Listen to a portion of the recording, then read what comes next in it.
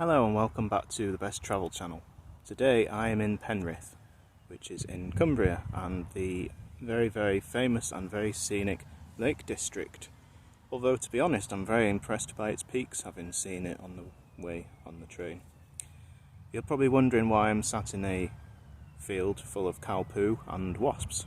Wasps who happen to like cow poo apparently. Anyway, well, all will become clear, but for now let's take a look at Penrith. Once part of Scotland in 1242, Penrith was taken by England in 1295. In the 1600s it became a market town. Markets would be held every Tuesday, and the town specialised in skinning, the tanning of leather, and the production of pewter.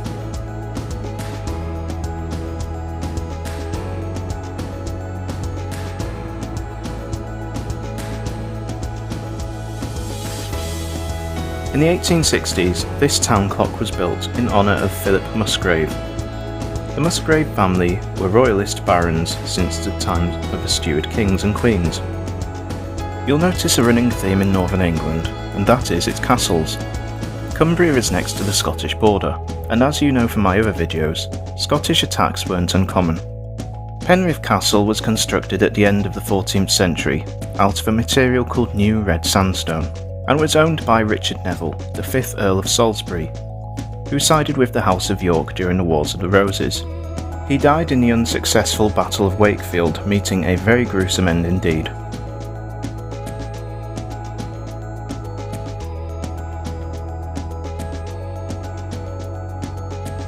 The castle passed from an Earl of Warwick to a Duke of Gloucester, and then to a Hans Willem Bentinck, who was a Baron of Portland, Diepenheim and Schoenhetten.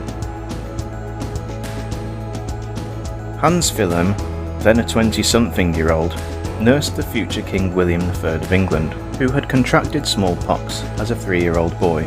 A friendship then blossomed for many years.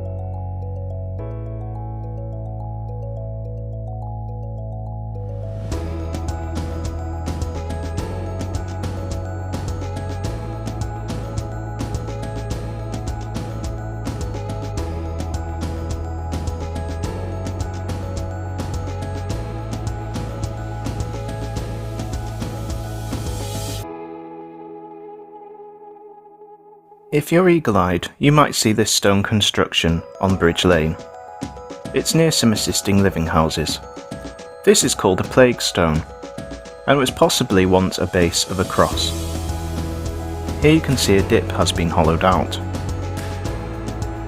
When the country suffered from bubonic plague in the late 1500s, in order to buy food from the market, the dip would be filled with vinegar. Money would be put in the vinegar to be disinfected, and the merchant would then leave the produce plus small change. They were a common feature at the time across the country.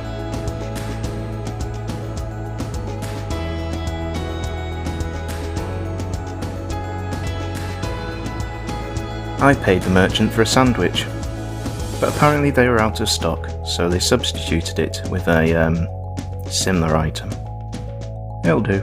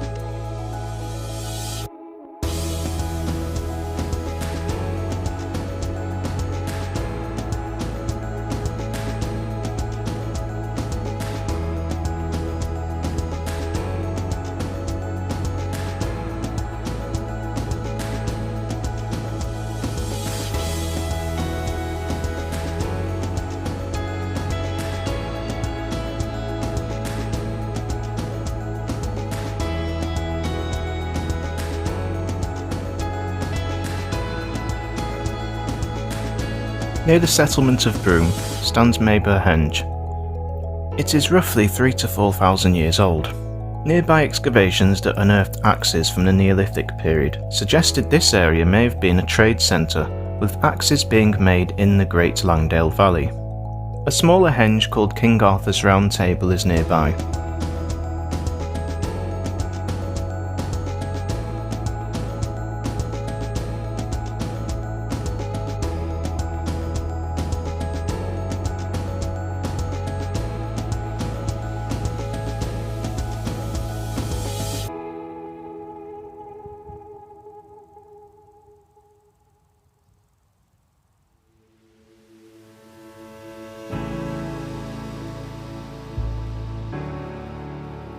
In the distance, you can see Cross Fell. Between Penrith and Broome Castle is Broome Hall. Arts and craft workshops can be found here, as well as a cafe and toilets for a much needed stop.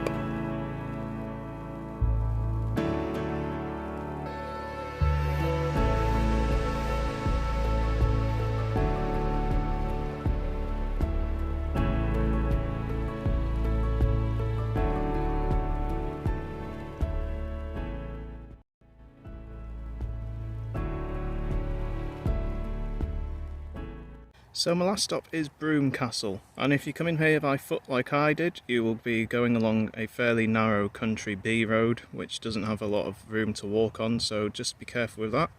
But if you're coming by car, you'll be absolutely fine. There once stood a Roman fort by the River Amont, called Brochovum.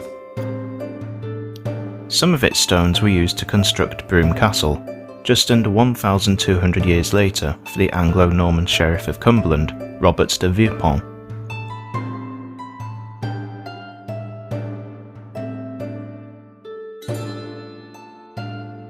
King Edward I once stayed at this castle. Another Sheriff of Cumberland often stayed in Penrith Castle, Richard III. While Penrith Castle is free to access, Broome Castle costs between £3.50 and £6.50, so do check the English Heritage site for bookings and opening times.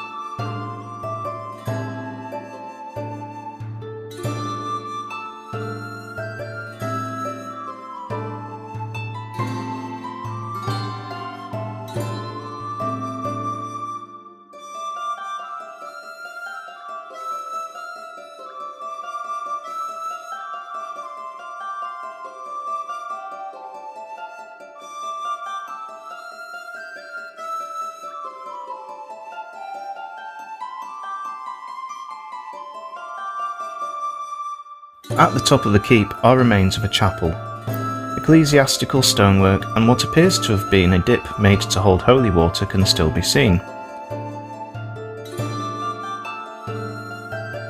A stone effigy, possibly a saint or a Clifford member, appears near the window. Names carved during the 1800s, when the castle was abandoned, are also visible very clearly, while this Roman gravestone was used during the castle construction to prop the ceiling up. Well, that's all I've got time for on the Best Travel channel. I hope you've enjoyed your time with me in Penrith, and do take care and join me next time.